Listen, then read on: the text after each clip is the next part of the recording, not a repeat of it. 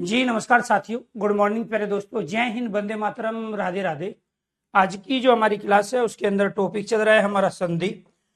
और संधि के अंदर प्यारे दोस्तों हमें लेने हैं स्वर संधि के भेद। स्वर संधि के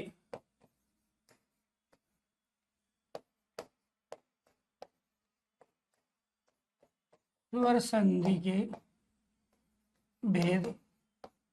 और स्वर संधि के जो भेद है वो होते हैं 5। इनमें से पहले 2 भेद हम कंप्लीट कर चुके हैं। इसमें अगर किसी का कोई डाउट हो किसी शब्द में या किसी कंडीशन में तो आप क्लियर कर सकते हैं।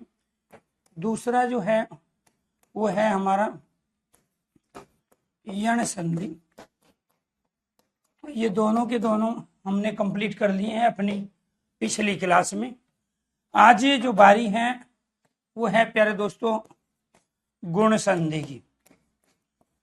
तो आज हम गुण संधि के बारे में पढ़ेंगे। दूसरा वृद्धि संधि के बारे में पढ़ेंगे, वृद्धि संधि। और 5वां भेद है हमारा अयादि संधि। अयादि संधि के बारे में यहाँ पे हम जानकारी लेंगे। अगर पहली 2 संधि में जो कि स्वर संधि हम उन्हें कह रहे हैं जहां 2 स्वर वर्णों का मेल होता है तो वो क्या कहलाते हैं? स्वर संधि कहलाते हैं। जी। तो अगर उनमें से किसी का भी कोई डाउट हो तो आप अपना डाउट लो। इसके बाद में फिर आज बारी है हमारी तीसरे पॉइंट की। और आपके कहे अनुसार एक बार बैकग्राउंड चेंज कर लेते हैं।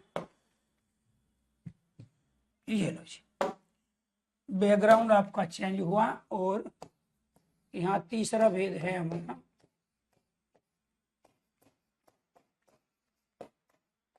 गुण संधि। और गुण संधि के अंतर्गत नियम है हमारे ये, जहां शब्द के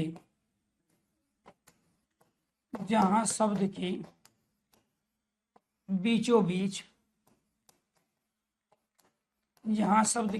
बीच एक मात्रा ऐ या औ की हो वो क्या कहलाता है? गुण संधि। दूसरा,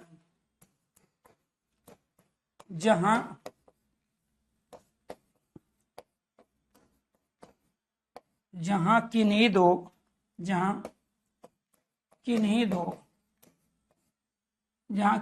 स्वर वर्णों के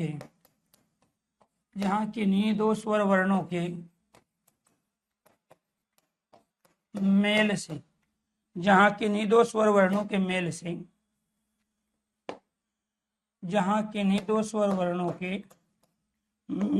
से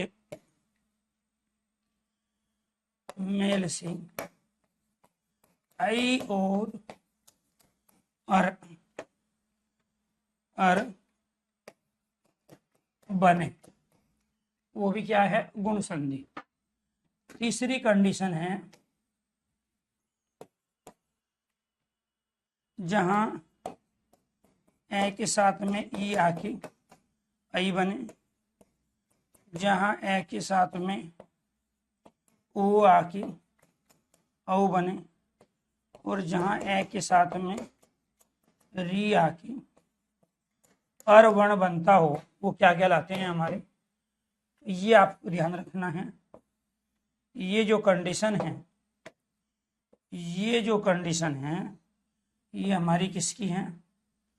गुण संधि की। तो तीनों बात एक ही है। ये जो तीनों चीज है मैंने 3 अलग अलग पॉइंट में लिखे, वो तीनों बात एक ही है, ये आपको ध्यान रखना है। ठीक है। हाँ, एक बच्चे का डाउट आ गया, उसको भी क्लियर करेंगे, लेकिन पहले एक बार थोड़ा सा इन कंडीशन को समझो।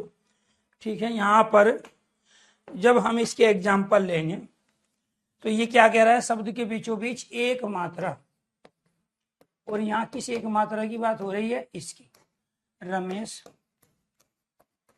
सुरेश, नरेश, योगेश, राकेश, रमेश, सुरेश, नरेश, योगेश, राकेश,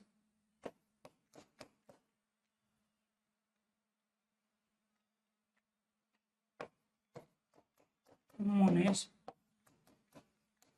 और दिनेश। दोस्तों इन सब में शब्द के आरंभ में क्या है?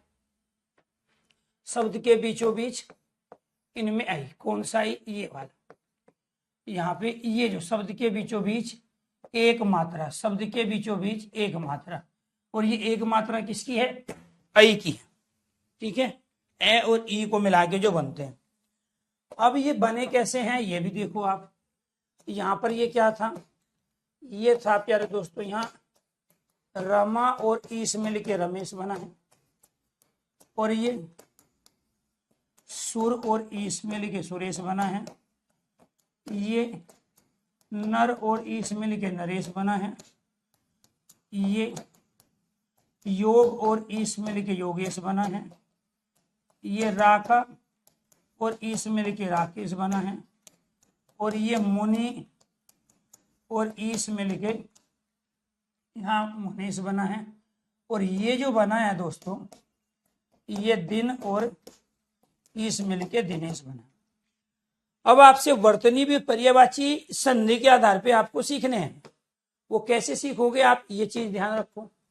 जैसे दिन दिवस को कहते हैं, ई स्वामी कहते हैं, तो दिन का जो स्वामी है वो दिनेश कहलाया। अब दिनेश किसका पर्यायवाची बन गया? रवि अर्थात सूर्य। तो जो दिन का स्वामी है वो कौन है? सूर्य है। अब यहाँ राका का जो स्वामी है राकेश किसे कह रहे हैं? चंद्रमा को। रात्रि, और रात्रि का जो स्वामी है वो क्या कहलाया? तो यहाँ इस तरीके से आपको देखना है कि कौन से दो वर्णों का मेल हुआ। यहाँ पर ये वाला आ और ई आया, ये वाला यहाँ पर ये आया, ऐसे ही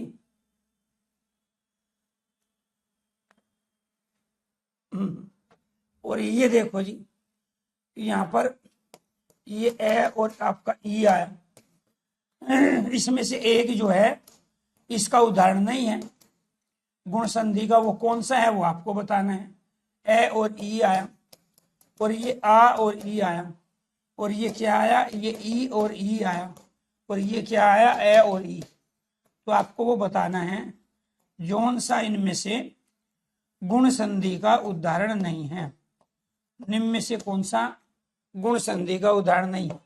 वो कैसे पता चलेगा? इस वाली कंडीशन से। ए और ई मिलके क्या बन रहा है? यहाँ पे आई बन रहा है। यहाँ पर ए और ऊ मिलके औ, ए और री मिलके। अब इसके अलावा भी वहां एक कंडीशन है, वो एक कंडीशन किसमें है वो आपको बताना है। वेरी गुड, सबसे पहले आंसर आया, ठीक है, अवनीश सिंह। मुनेश में ई और ई आया है, बिल्कुल ठीक। तो इसका मतलब क्या हुआ? जब यहां ना तो ये पहली कंडीशन अप्लाई हुई उस पर, क्योंकि वहां आई बन ही नहीं रहा है, औ बन ही नहीं रहा है ना, वहां आई औ और में से कुछ बन रहा है। तो ये जो मुनेश यहाँ पे लिखा है ये अपने आप में यहाँ पर कैसे बना है? मुनि और ईश, जो मुनियों का स्वामी है उसी को तो मुनेश कहेंगे। ठीक है, तो इसका मतलब क्या है फिर? ये सही संधि विच्छेद नहीं है। वो तो ठीक है, मात्रा यहाँ एक आई है, मुनेश शब्द बनेगा, ठीक है, लेकिन वो बना कैसे है? इसमें तो यहाँ ई है, ठीक है, तो यहाँ पर ये ई लिया मुनि, इधर से ई लिया, तो इससे तो क्या बनेगा? बड़ा ई बनेगा ना, तो यहाँ पे बड़ा ई आना चाहिए। तो इसलिए जो मुनि शब्द है वो नहीं होता है। शब्द क्या बनेगा? शब्द बनेगा ये वाला मुनीस, और इसका सही संधि विच्छेद क्या होगा? ये जो लिखा है, ठीक है, ये मुनि, ये वाला आपका ईस, यहाँ पर क्या आ गया? छोटा ई, इधर बड़ा ई, और दोनों मिलके बड़ा ई बना, जिसकी वजह से यहाँ क्या आएगा? बड़े ई की मात्रा। क्लियर? तो ये हो गया आपका दीर्घ संधि, क्योंकि दीर्घ संधि में दो एक जैसे वर्णों का मेल होता है। दीर्घ संधि में दो वर्णों को मिलाकर एक बड़ा वर्ण बनाते हैं, जिसको हम दीर्घ कहते हैं। तो ये वाली जो वर्तनी है मुनीस, ये अपने आप में गलत है। ये वाला जो पर्यायवाची है, ये किसका पर्यायवाची है? ये सूर्य का पर्यायवाची है। ये वाला किसका पर्यायवाची है? चंद्रमा का पर्यायवाची है। तो आपको संधि से वर्तनी की पहचान हो रही है, संधि से आपको पर्यायवाची की पहचान हो रही है, और संधि के माध्यम से कॉन्सेप्ट जो जिससे डायरेक्ट क्वेश्चंस पूछे जाते हैं, उसकी पहचान हो रही है। जैसे यण संधि में आपने उपसर्ग कैसे पहचाने थे, संधि विच्छेद करके, तो ये वाली वर्तनी सही और ये वाली वर्तनी क्या हो गई आपकी गलत हो गई, और इसमें क्या हो गया दीर्घ संधि।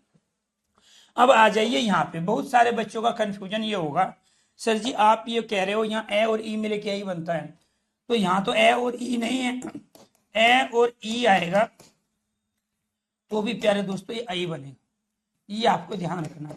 अगर यहाँ मैंने ये ए ले लिया, इधर बड़ा ई, तो भी यही बनेगा। अगर मैंने यहाँ आ ले लिया, यहाँ छोटा ई ले लिया, तो भी यही बनेगा। अगर मैंने यहाँ आ ले लिया और इधर बड़ा ई ले लिया, तो भी यही बनेगा। क्यों? क्योंकि इससे पहले दीर्घ संधि में आप कर चुके हो। क्या कर चुके हैं? ए के साथ में ए आएगा तो क्या बनाया था आपने? आ बनाया था। ए के साथ में आ आएगा तब भी क्या बनाया था आपने? आ। यहाँ आ के साथ में यहाँ छोटा ए आएगा तब भी क्या बनाया था आपने? आ। यहाँ आ के साथ में आ आएगा तब भी प्यारे दोस्तों क्या बनेगा? ये वाला आ ही बनेगा। ऐसे ही छोटे ए के साथ में छोटी ई आता है तो यही बनेगा। बड़े आ के साथ में छोटी ई, बड़े आ के साथ में बड़ी ई आए तब भी आई बनेगा। ये आपको जाना है, और यही कंडीशन है, क्योंकि यहाँ तो हमने लिख दिया है सर ए और ई मिल के आई बनता है, और यहाँ हमने क्या है ये आ और ई मिल के बना। वो पूछेगा आपसे यहाँ कौन से दो वर्णों का मेल हुआ है, तो आपका होगा यहाँ ए और ई का हुआ है, यहाँ ए और बड़ी ई का, ए और बड़ी ई का, यहाँ आ और बड़ी ई का, लेकिन यहाँ पे ये हुआ नहीं था, इसलिए ये इसका उदाहरण नहीं है। क्लियर? इसलिए ये उसका उदाहरण नहीं है। तो ये सारे किसके उदाहरण हुए? ये उदाहरण हुए आपके गुण संधि के, और ये तीनों कंडीशन अप्लाई हो गई। कौन सी? जहां शब्द के बीचों बीच एक मात्रा, ये एक मात्रा थी, जहां किन्हीं दो स्वर वर्णों के मेल से आई बने, हमने ये आई भी बना लिया। और दूसरी कौन सी? दूसरी ये पहली कंडीशन, ये वाली हो गई। अब एक बच्चे का डाउट था जो मैंने पूछा था उससे, वो था यद्यपि को लेके। ये जो यद्यपि है ये कैसे बना है? अब ये देखो, यहां पर ये शब्द क्या है जी हमारा? ये यदि है और ये अपि है। सबसे पहला काम क्या होता है? जो भी वो शब्द देगा उस शब्द को ऐसी जगह से अलग करना होता है, ऐसी जगह से उसके दो टुकड़े करने होते हैं ताकि वो अपने पुराने रूप में आ जाए। यद्यपि शब्द बनने से पहले यदि और अपि हमारे समाज में प्रयोग हो रहे थे अलग अलग संदर्भों में, अलग अलग अर्थों में। तो विद्वानों ने क्या किया, भाषा वैज्ञानिकों ने, व्याकरण शास्त्रियों ने इस यदि और अपि को आपस में एक करके इनसे एक नया शब्द बनाया, और वो जो नया शब्द था प्यारे दोस्तों वो क्या है? यद्यपि। अब वो बना कैसे, उसकी प्रक्रिया को समझो। यहां से ये जो ई है ना हमने वो ले लिया यहाँ पर, इधर से ये जो ए है ये ले लिया हमने यहाँ पर, और जब हमने ए और ई का एक साथ उच्चारण किया तो इससे हमने क्या बना लिया? यह बनाया। अब आपको ये ध्यान रखना है, जब आपने ई इसमें से ले लिया तो ये तो आधा दे बच गया ना, ये वाला ई तो ले लिया था आपने यहाँ। इधर से जब आपने ये वाला ए ले लिया तो इधर क्या बच गया आपका? पी बच गया, और ई और ए को मिला के क्या बन गया आपका? ये वाला। तो पहले कंडीशन आपकी ये बनी, दूसरी कंडीशन आपकी ये बनी। अब आप संयुक्त व्यंजन में ये पढ़ चुके हो कि ये दो व्यंजन जब आप एक साथ लिखते हो, ये दो व्यंजन जब आप ये और ये आपस में लिखते हो तो आप इससे ये बना रहे हो। इसमें क्या है? इसमें यहां से लेके यहां तक ये आधा दे है, और ये यहां से लेके यहां तक इसमें ये है। तो जब हम इन दोनों को इस रूप में लिख सकते हैं तो फिर हमने तीसरी कंडीशन में यहां पर इसको इस रूप में लिख दिया, और ये शब्द बन गया आपका यद्यपि, और इसमें ई और ए को मिला के यह बन रहा था। इसलिए प्यारे दोस्तों ये यण संधि का उदाहरण था। ये क्या था? यण संधि का उदाहरण। तो ये किसका डाउट था जी? अगर क्लियर हो गया है तो आप आगे बढ़िए। तो कुल मिला के बात ये है, सबसे पहले जो आप शब्द प्रयोग कर रहे हो, ये रोजमर्रा की जिंदगी में आप बहुत सारे शब्द लिखते हो, बोलते हो और इनको पढ़ते हो आप, ये शब्द बने कैसे हैं इसको समझना बहुत ज्यादा जरूरी है। तो दोस्तों ये शब्द बने हैं रमा और ईश, ठीक है। तो रमा किसका नाम था? पार्वती का। और ईश कौन थे? स्वामी। तो पार्वती के स्वामी कौन थे? रमेश। तो रमेश किसका पर्यायवाची हो गया? भगवान शिव का। यहाँ सुर कहते हैं देवता को, ईश कहते हैं स्वामी।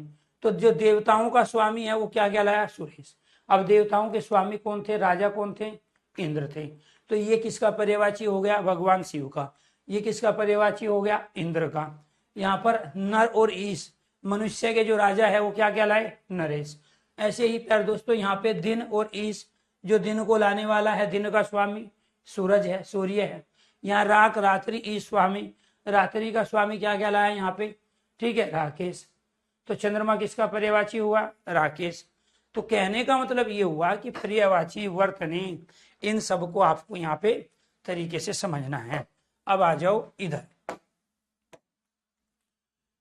हमने एक शब्द ले लिया यहाँ, नरेंद्र, हरिंदर, सत्येंद्र, महेंद्र, राजेंद्र, योगेंद्र, एनीथिंग और भी वो हो सकते हैं। अब इन सब में जो मात्रा है वो मात्रा किसकी है, आई की। कौन सी है, ये रही। शब्द के बिल्कुल बीचों बीच, शब्द के बीचों बीच एक मात्रा हो गई। और यहाँ पर क्या हो गया जी, यहाँ हो गया आपका नर और इंद्र। ये क्या हो गया आपका, हर और इंद्र। और यहाँ पे ये सत और इंद्र। और ये क्या हो गया जी आपका, महा और इंद्र। और ये क्या हो गया यहाँ, राज और इंद्र। और ये क्या हो गया जी आपका, यहाँ पर योग और इंद्र, योगेंद्र। क्लियर। अब यहाँ पे देखो जी, इधर से क्या आया है आपका ए, ई, इधर से ए और ई, यहाँ पर ए और ई, इधर से आ और ई, इधर से ए और ई, और इधर से क्या आ गया आपका ए और ई आ गया। क्लियर।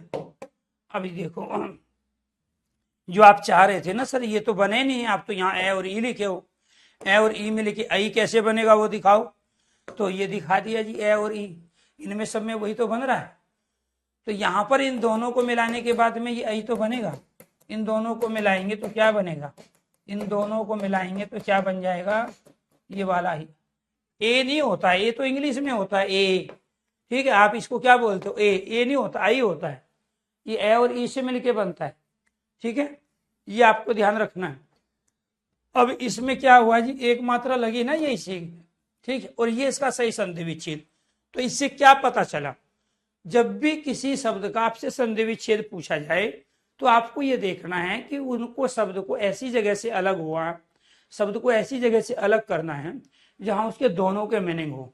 यहाँ नर क्या कहलाया, मनुष्य, इंद्र राजा, जो मनुष्य का राजा है।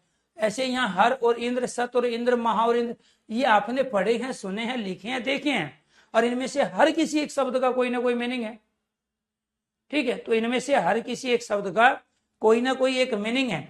तो इसीलिए जब इनका मीनिंग है तभी तो ये नए शब्द बने। भाई अगर इनमें से किसी एक का अर्थ नहीं होता तो इनसे सार्थक शब्द बनते ही नहीं। भाई बीज सही होगा, जमीन सही होगी तभी तो पौधा बन के बाहर आएगा। अगर बंजर भूमि में बीज डाल दोगे तो वो जो बीज था वो भी नष्ट हो जाएगा। तो इसीलिए बीज का और जमीन का दोनों का सही होना पौधे की उत्पत्ति का कारण है। ऐसे ही इन दोनों का अर्थ होना इस शब्द की उत्पत्ति का कारण है। और दोनों में से किसी एक का मीनिंग नहीं होगा तो उससे शब्द बन ही नहीं सकता।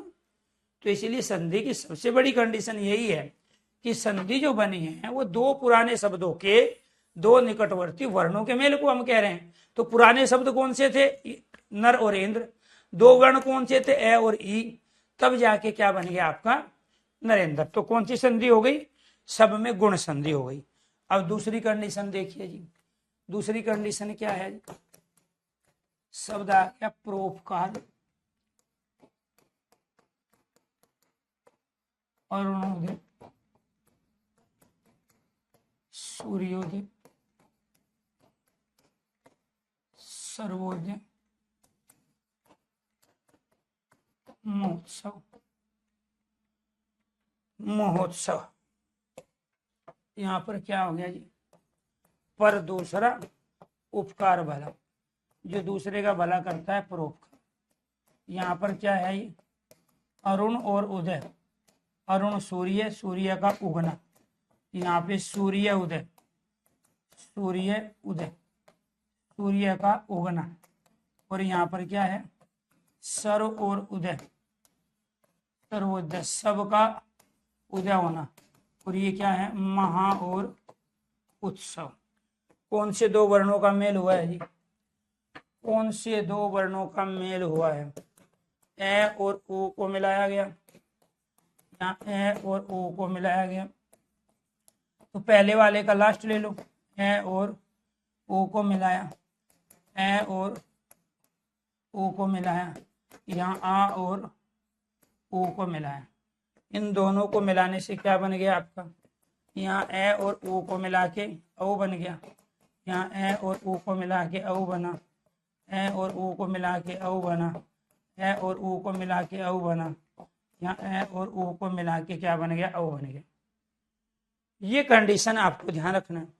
तो पर कहते हैं किसको, दूसरे को। उपकार भला है, तो यहां से हमने ए लिया, इधर से हमने ओ लिया, ए और ओ मिल के औ बन गया। तो कौन सी कंडीशन अप्लाई हो गई, ये वाली कंडीशन, जहां शब्द के बीचों बीच एक मात्रा किसकी हो, औ की हो। जहां के नहीं दो वर्णों को मेल से औ बने, बन गया जी औ। ठीक है, फिर ये है ए और ओ को मिला के क्या बन जाए, औ बन जाए। ये देखो, अब इन सब में शब्द के बिल्कुल बीचों बीच यहाँ पे एक मात्रा है, शब्द के बिल्कुल बीचों बीच ये वाली क्या है, एक मात्रा। ये किसकी है, ये मात्रा है औ। अब कोई आपसे ये पूछने लगे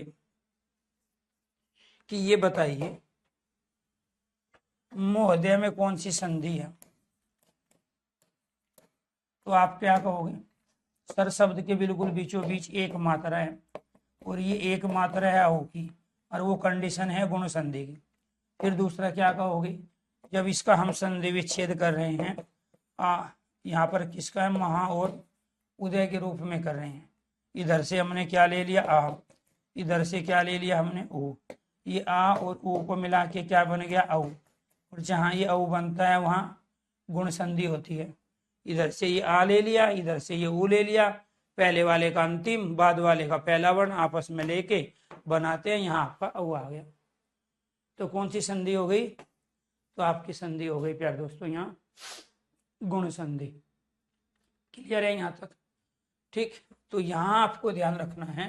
तो ये किसके उदाहरण थे आपके, तो इनका सबका मीनिंग है। पर कहते हैं दूसरे को, उपकार भला, दूसरे का भला करने वाला। अरुण सूर्य, सूर्य का उदय होना, सूर्य का उदय होना। सर्व सभी, सभी का उदय। महा उत्सव, जो बड़ा उत्सव है वो क्या कहलाया, महा उत्सव कहलाया। अब आ जाइए फिर यहाँ पर, यहाँ शब्द आ गया आपका सप्त ऋषि, देव ऋषि, योग ऋषि, ब्रह्म ऋषि, महर्षि, राजऋषि। अब इनमें पूछेगा जी बताइए कौन सी संधि है, तो आप क्या करोगे, शब्द को ऐसी जगह से अलग करोगे जहां दोनों का मीनिंग हो, जहां क्या हो, दोनों का मीनिंग हो। देव ऋषि, यहाँ पर क्या है, योग ऋषि, और यहाँ पर क्या है, ब्रह्म ऋषि, और ये क्या है आपका, महर्षि, और ये क्या है आपका, राज और ऋषि। अब क्या हो गया जी, यहाँ पर इधर से आ गया आपका ए, और इधर से री, इधर से ए, इधर से री, इधर से ए और री, इधर से क्या आ गया, अच्छा ये संधि किया नहीं इसका, ये हो गया आपका ब्रह्म और ऋषि। यहाँ पर क्या हो गया, ए और री, इधर से आ और क्या हो गया, री, इधर से ए और ये क्या हो गया आपका, री हो गया। तो यहाँ पर आपको ध्यान रखना है, ये दोनों मिला के क्या बन रहा है, अर बन रहा है। ये जब आ जाएगा, री आ जाएगा, तो ये क्या बनाएगा, आर बनाएगा। और बाकी सबसे क्या बन रहा है, अर बन रहा है। यहाँ पे भी अर बन गया, इधर भी इन दोनों को मिला के अर बना है, इधर भी इन दोनों को मिला के, और इधर भी इन दोनों को मिला के क्या बना है, अर बना है। अब इन सबके मीनिंग है, कोई भी शब्द ऐसा नहीं जो आपने पढ़ा ना हो, जो आपने पढ़ा है, लिखा है, सुना है, देखा है, वो सार्थक शब्द है। और सार्थक शब्दों से नए सार्थक शब्दों का जन्म होता है। तो कौन सी कंडीशन अप्लाई हो गई, कंडीशन अप्लाई हो गई जी आपकी ये तीसरे वाली, ठीक है। ए और री मिलके जहां अर बने, जहां किन्हीं दो स्वर वर्णों के मेल से अर बने, तो क्या कहलाती है, आपकी गुण संधि।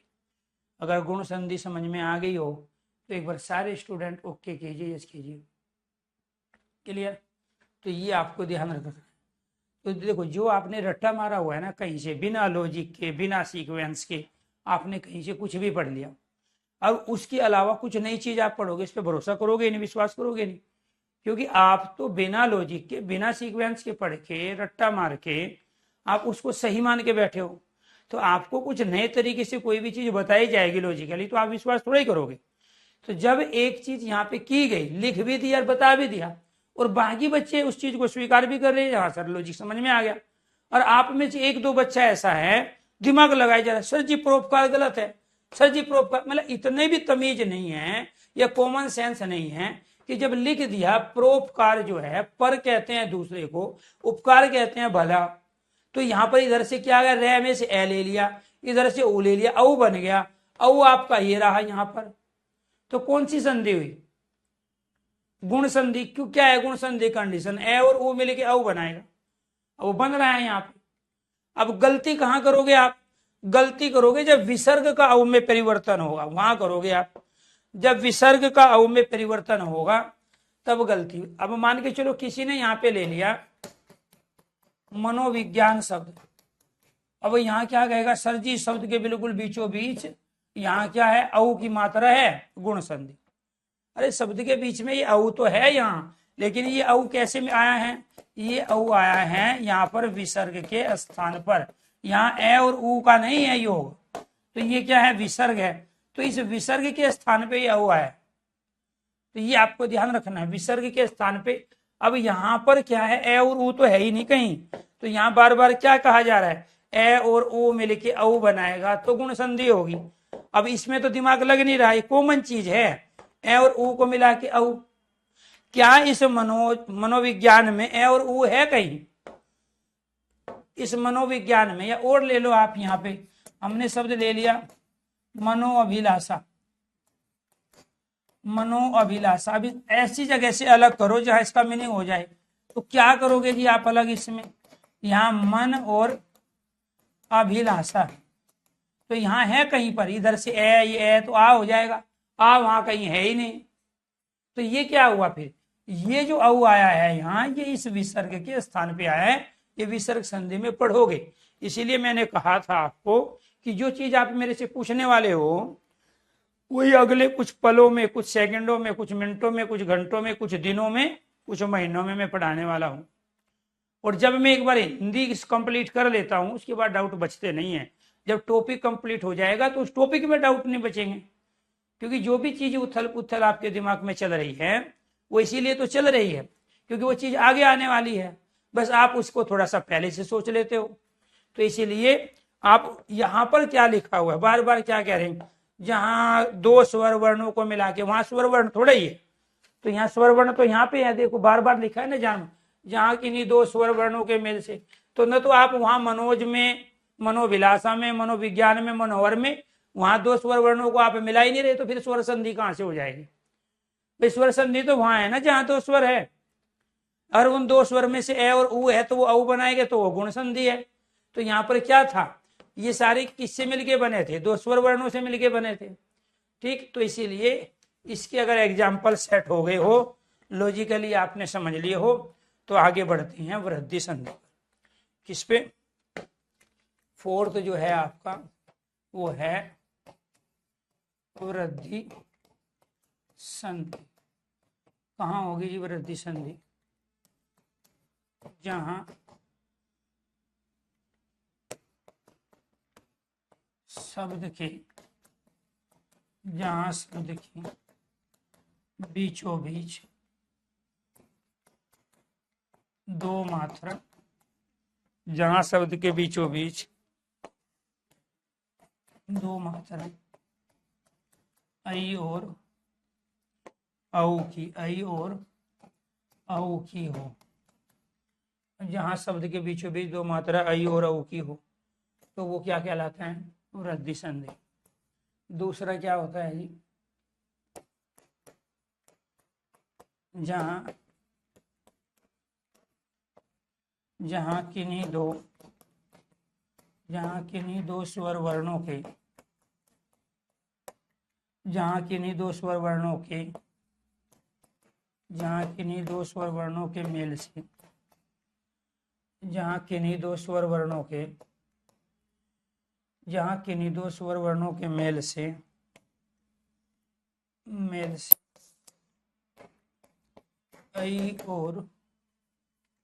ऐ और औ वर्ण बने, ऐ और औ वर्ण बने। तीसरा, जहां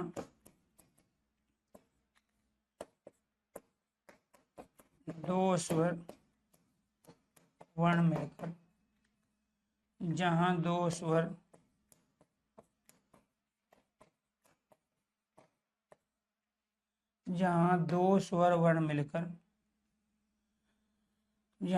स्वर वर्ण मिलकर,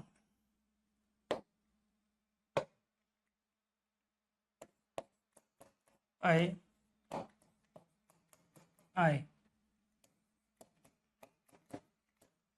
बनाए।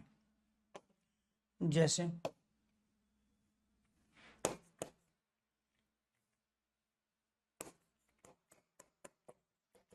मत एक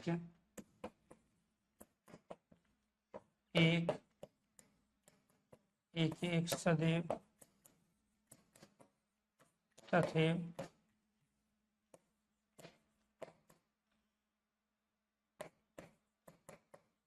महाऔषधि महोज जलोग।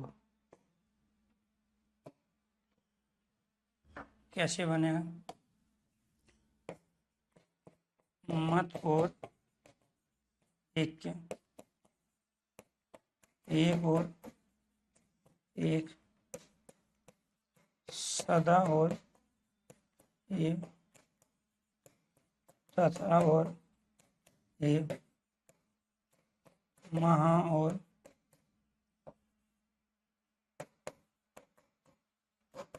औषधि। यहाँ पे महा और ओज, जल और ओग। तो यहाँ आपको ध्यान रखना है, क्या है? ए और आई, इधर ए और आई, इधर आ और आई, इधर आ और आई, इधर आ और औ, यहाँ पे आ और औ, इधर से ए और औ, ये वर्ण आपस में मिले।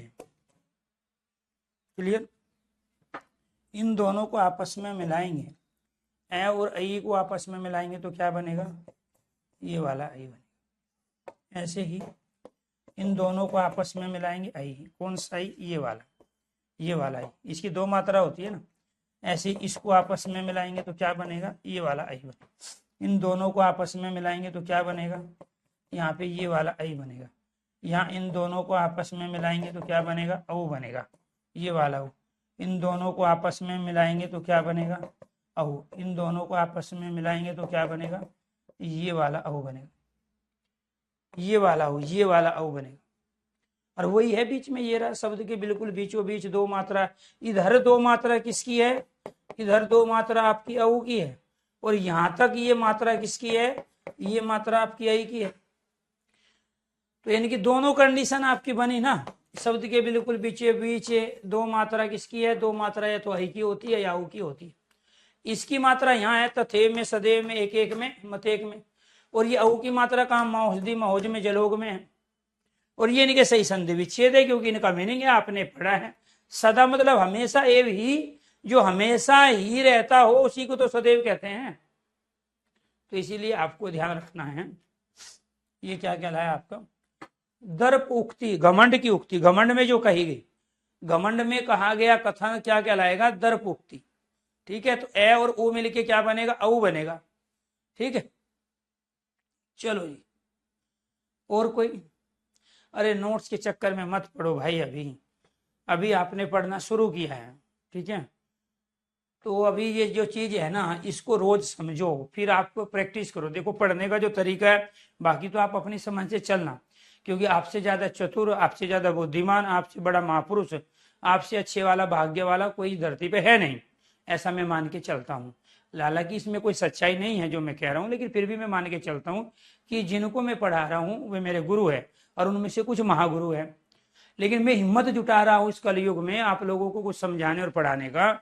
उसका रीजन ये है कि पिछले 15 साल से मैं इस फील्ड में हूँ, और पिछले 15 साल में मैं अपने तरीके से पढ़ा के लोगों को हिंदी में 100 में से 100, 50 में से 50, 40 में से 40, 20 में से 20, 10 में से 10 नंबर दिलवा के मैंने फाइनल सिलेक्शन दिलवाया है, हर साल हजारों की संख्या में, चाहे कोई भी भर्ती हो।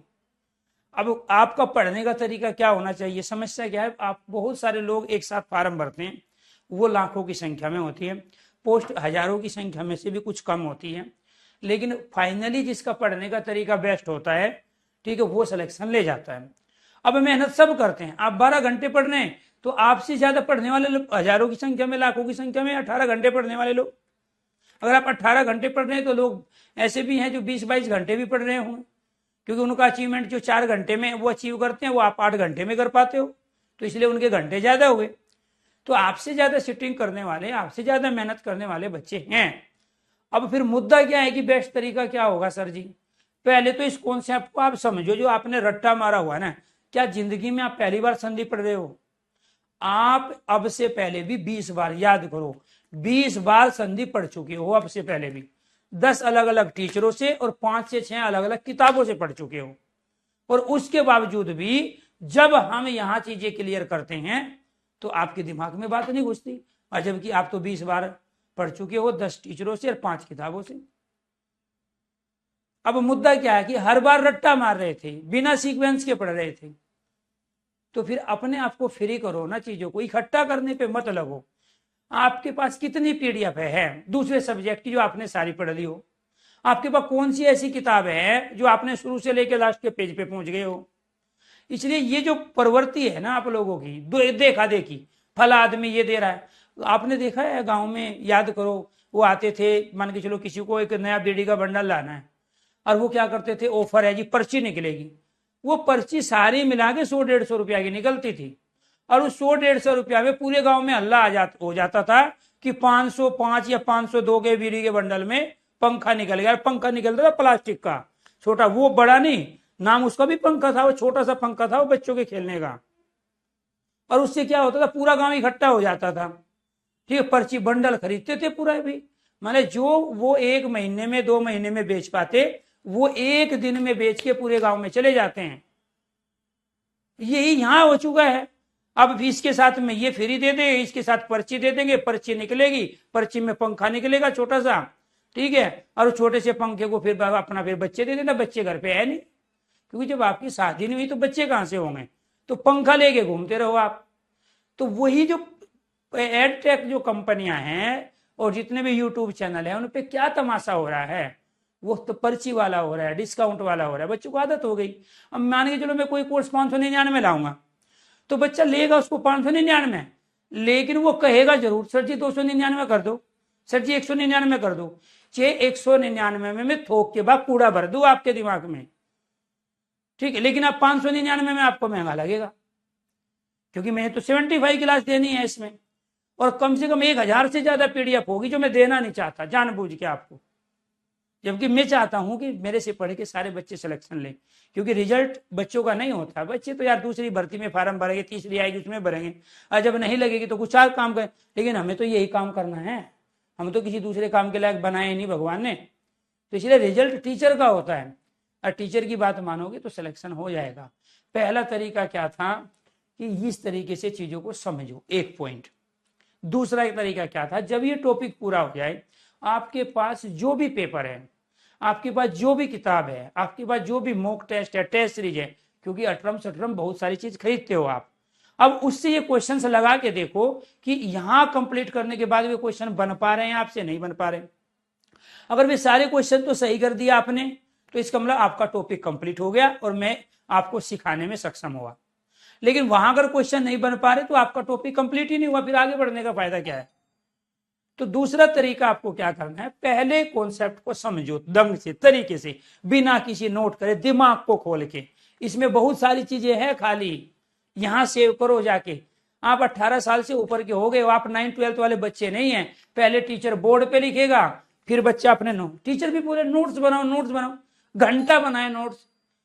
एज हो गई 40 साल, 40 साल में भी नोट्स बना के पढ़ते रहोगे क्या? वो 9 to 12 का होता है। अगर आपका आईक्यू लेवल उस लेवल का है तो आप क्या करोगे, पहले टीचर लिखेगा, फिर आप उतारोगे, ठीक है, फिर उसको छापोगे, फिर पढ़ोगे कब? आपको कभी मिलेगा ही नहीं समय, पेपर आ जाएगा आपका, लेकिन समय नहीं मिलेगा आपको। तो तरीका क्या था, कॉन्सेप्ट क्लियर करो।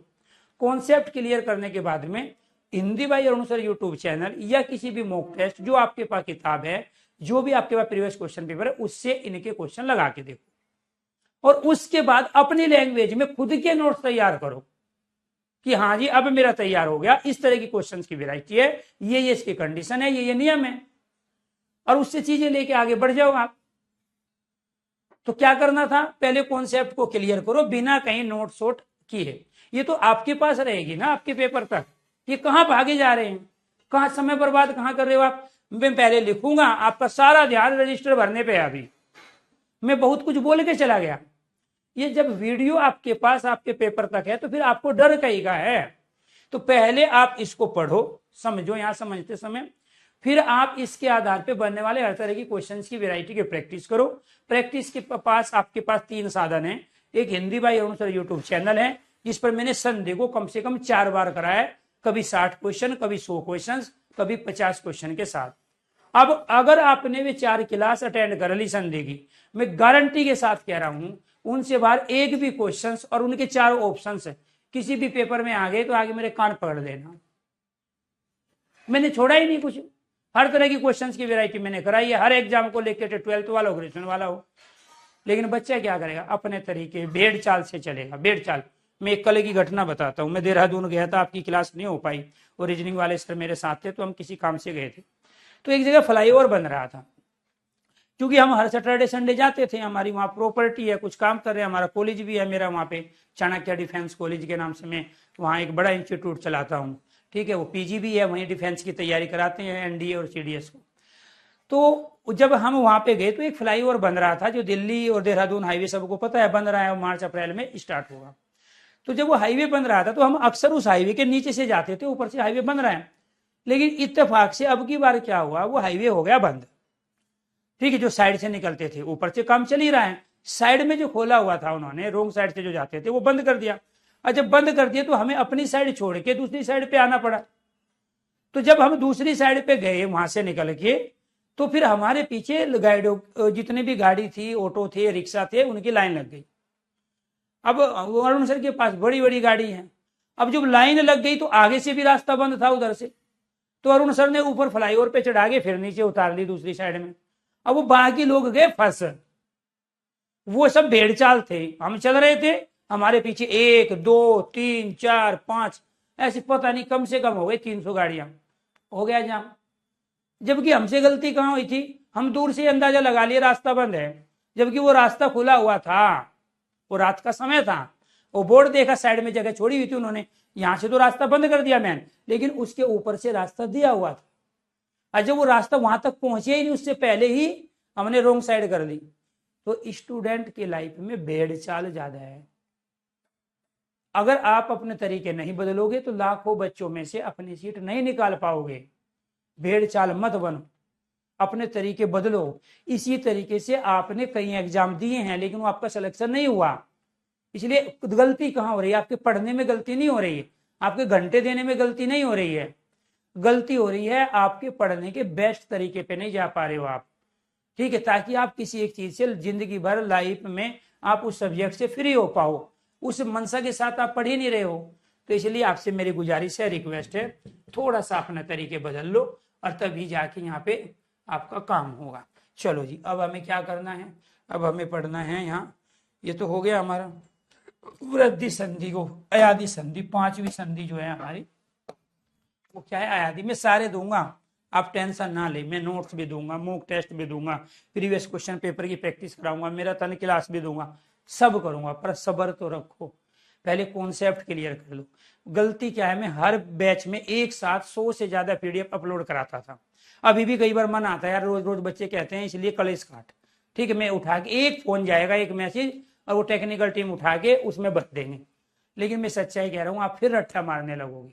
पीडीएफ बोलती नहीं है, किताबें बोलती नहीं है, टीचर यहाँ बोल भी रहा है, टीचर यहाँ लिख भी रहा है, टीचर यहाँ समझा भी रहा है, और वही चीज करीम है। अगर आपको इस सब्जेक्ट से फ्री होना है, हिंदी के दम पे सिलेक्शन लेना है, सारी चीज ठीक करनी है, तो आपको पेशेंस रख के इतना समय देना पड़ेगा। और कोई ज्यादा समय नहीं ले रहा हूं, 75 क्लास मतलब 75 घंटे, हो सकता है 60 में ही काम हो जाए। तो क्या आप 365 दिन में इतने सारे घंटे होते हैं, क्या मुझे आप 60 घंटे नहीं दे सकते? क्या आप हिंदी जैसे सब्जेक्ट से फ्री होने के लिए आपके 60 घंटे बहुत ज्यादा हो गए? केवल 60 घंटे में आपसे ले रहा हूं, और उसमें भी इतनी ज्यादा चूल आप लोगों को हो जाती है, ये नहीं, वो नहीं, फलाना नहीं, ठिकाना नहीं। अरे आप बिताओ तो सही, होने तो दो कुछ चीजें, तो उसके बाद फिर देखना। मेरा बैच जितना अच्छा स्टार्टिंग में होता है, उससे अच्छी मेरी एंडिंग होती है। और मैं यहाँ तक बच्चों को पढ़ाता हूँ, यहाँ तक भरता हूँ, मैं झेल ही नहीं पाओगे आप कुछ दिन बाद। तो इसलिए रिक्वेस्ट है। तो यहाँ पर क्या है, 5वां पॉइंट है, और 5वां पॉइंट है अयादि संधि। और ये अयादि जो संधि है दोस्तों, ये हम करेंगे कल की क्लास में कंप्लीट। ठीक है, अयादि संधि ये एक ऐसी संधि है जहां संधि विच्छेद करने पर अर्थ नहीं होगा, बाकी सब में अर्थ होता है। अयादि संधि में जब हम शब्दों को अलग अलग करेंगे, शब्दों के 2 टुकड़े करेंगे, तो उसका कोई मीनिंग नहीं होगा। ये एक पहचान। इसके अलावा 4 पहचान और है, उसी के आधार पे कब तक सही होगा सब टैबलेट पर, कब तक वीडियो। ठीक है, नहीं ये तो वीडियो टैबलेट पे तो चलती है। ठीक है, आईफोन के लिए हम ऑलरेडी वर्जन नया कैरेविल ऐप का बना ही रहे हैं। ठीक है, तो आईफोन पे कुछ जो कोर्स है हमारे दूसरे, वो तो हमने देख लिए हैं थोड़ा सा प्रैक्टिकली, तो वो तो चलने लगे हैं। आने वाले समय में हमारा कैरेविल ऐप आईफोन से लेके आपके टैबलेट से लेके लैपटॉप से लेके हर सिस्टम पे खुलेगा, हर सिस्टम पे चलेगा। ठीक है, अभी हमने उसका जो है डेमो वगैरह देख लिया है करके। जो हमारी कुछ क्लासें होती हैं जो आईआईटी की तैयारी कराते हैं और डिफेंस वालों की, तो वो सक्सेस हमारी चली गई। अरे सॉरी बोलने की आवश्यकता नहीं है, मेरा काम है एक बड़े भाई होने के नाते आप लोगों को सही रास्ते पे लाके ढंग से पढ़ाने का, और वो मैं काम करता हूँ, वो मजे से करता हूँ।